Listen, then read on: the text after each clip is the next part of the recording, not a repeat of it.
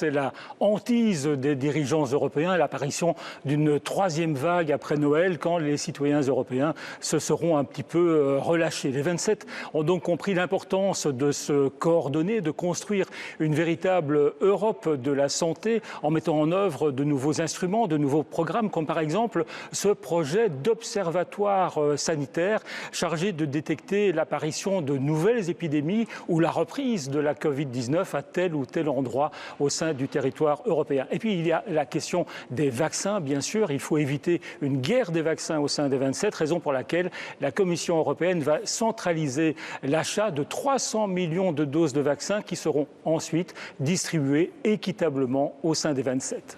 Un sommet consacré à la santé, donc Paul, mais pas seulement. Les dirigeants des 27 vont à coup sûr parler d'un autre sujet sensible.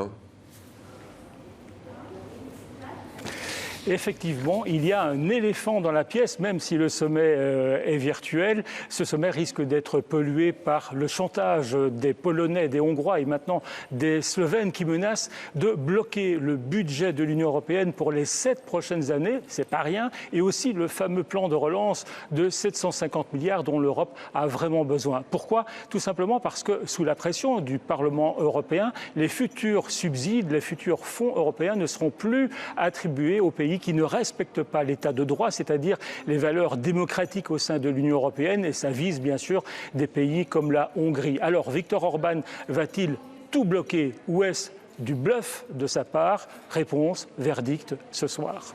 Paul Germain à Bruxelles pour TV5 Monde. Merci Paul pour ces précisions.